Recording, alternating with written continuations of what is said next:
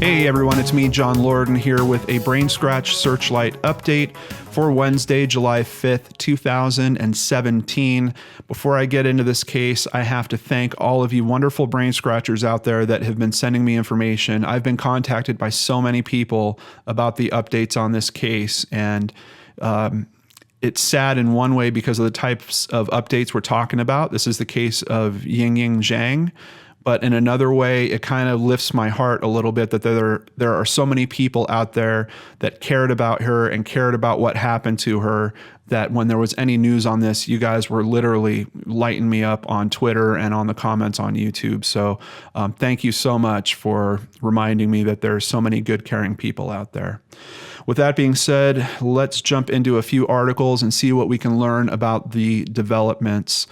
Starting at heavy.com, this is part of their 5 Fast Facts series, which I really appreciate. They do a good job of pulling together information from a lot of different news sources in this series.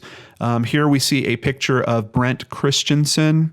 He is a 28-year-old former PhD student researcher from Champaign, and he is accused of kidnapping Yingying Zhang. He is the driver of the car. I mean, that's the main thing. If you don't know what I'm talking about, I'll have a link to the previous BrainScratch Searchlight in the description box below. You should really check that out before I continue here, because I don't want to retread the case too much. But essentially, they arrested him. I believe it was on Friday.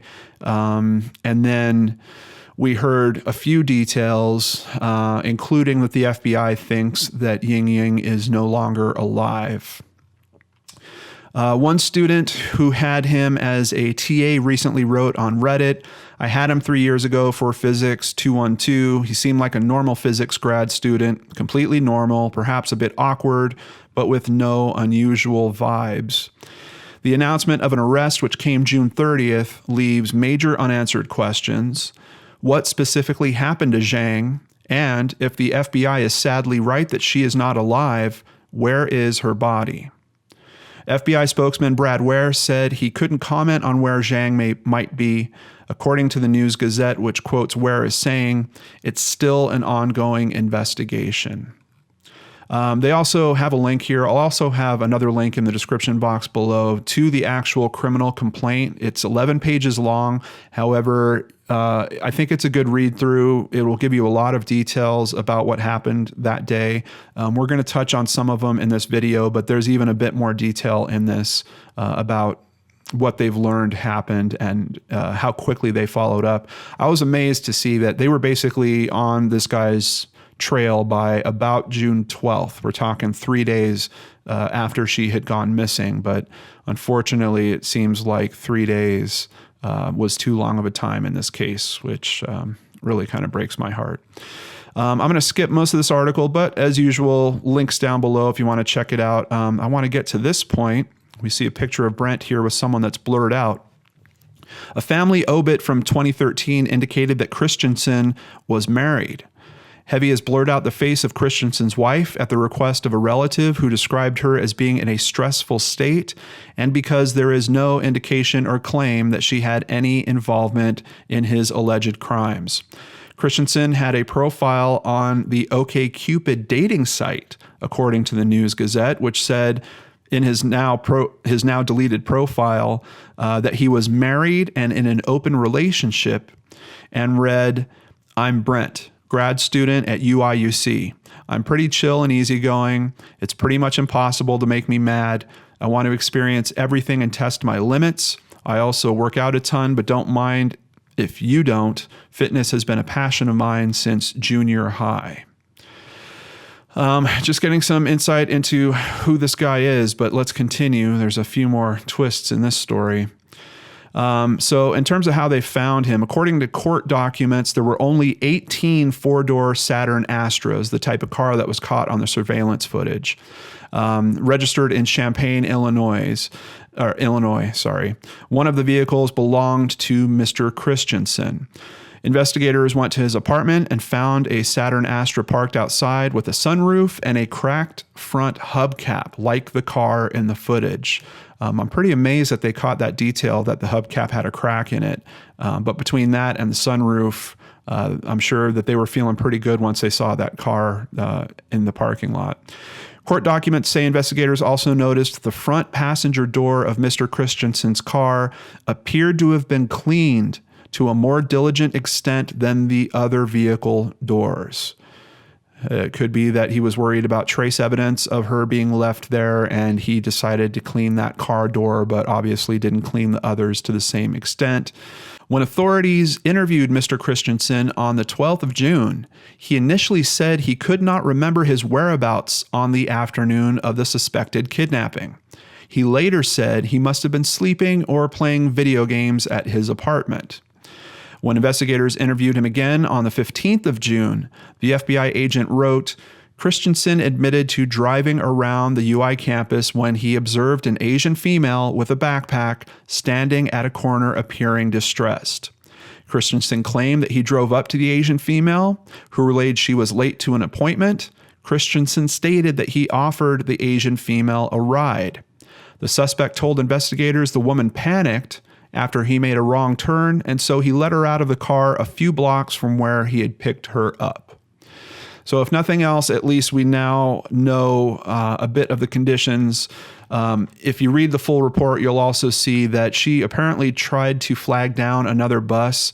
I don't know if she got off at the incorrect place, because it seems kind of weird that a bus would be driving down the road and she's trying to flag it down. Unfortunately, that bus did not stop.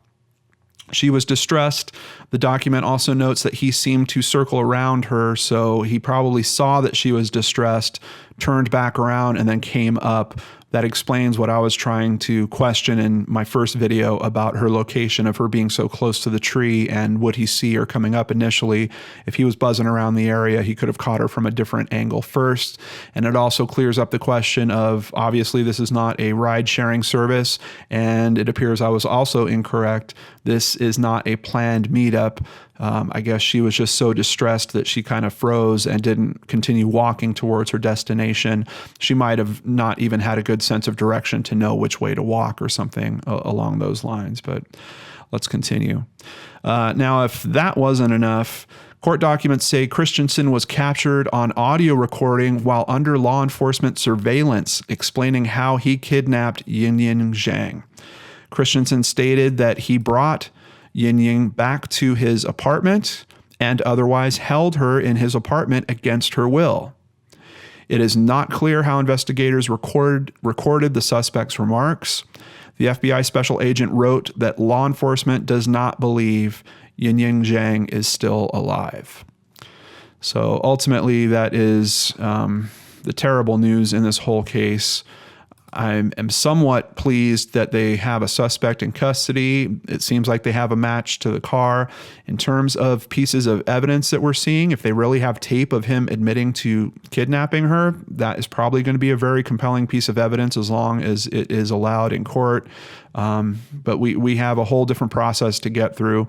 You know, there's the court of public opinion, and then there's the real court in terms of his guilt or innocence, and there's all kinds of different things that can happen on the way there. But let's see what else we can learn about Brent.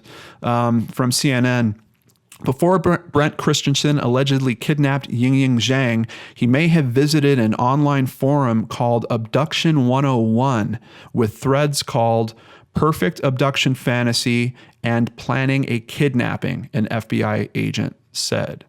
There are several sources on this. Apparently, I think they traced it off of either his computer or his cell phone, and he was looking at this type of content around April.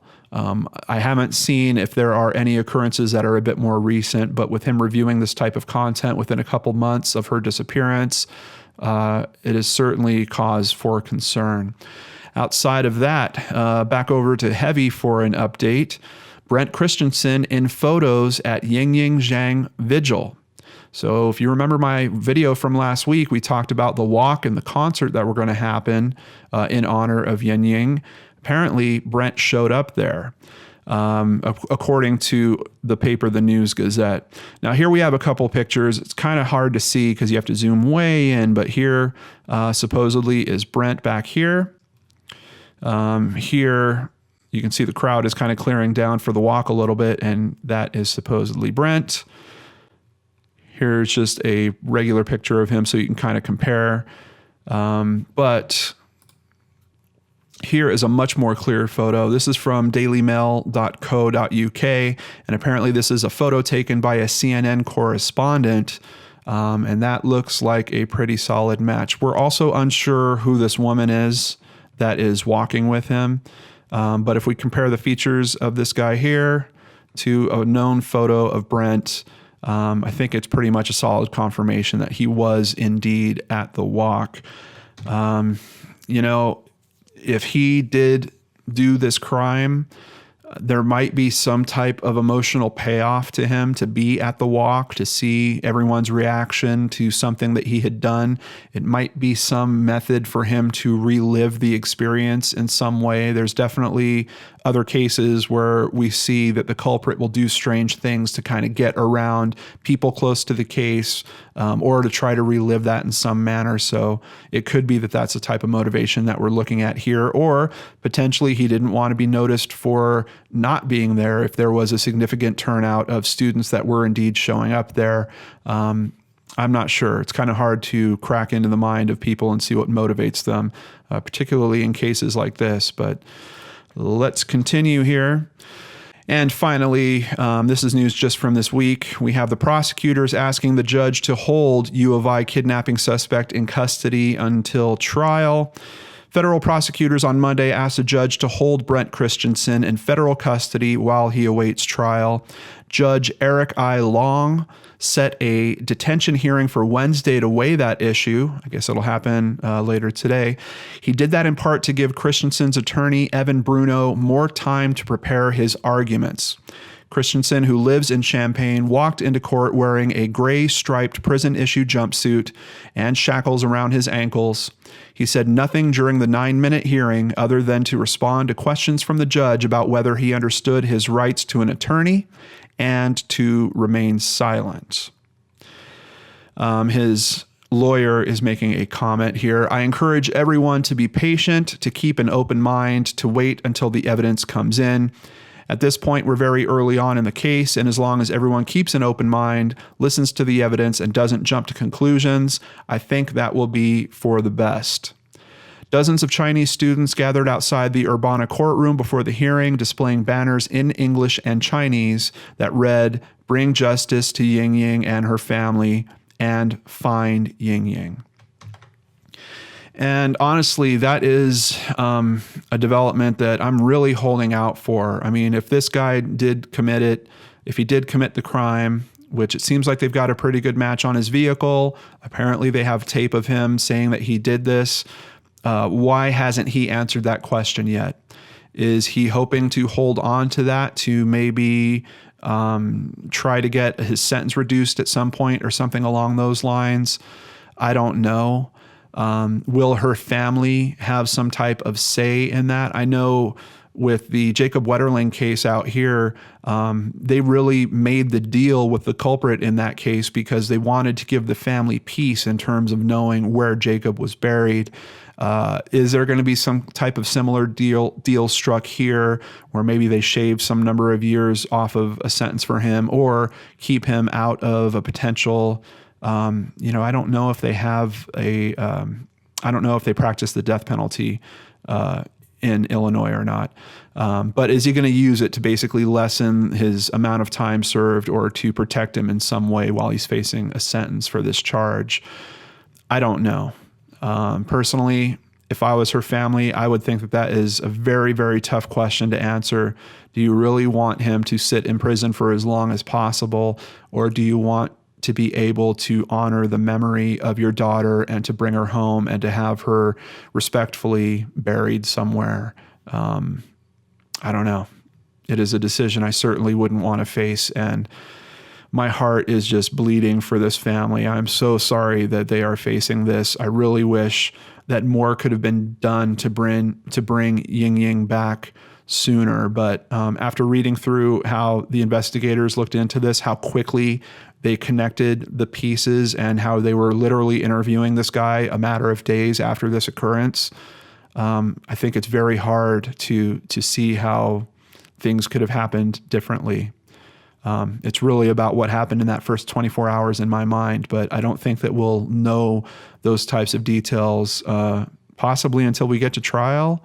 Even through the trial, we might not ever truly know.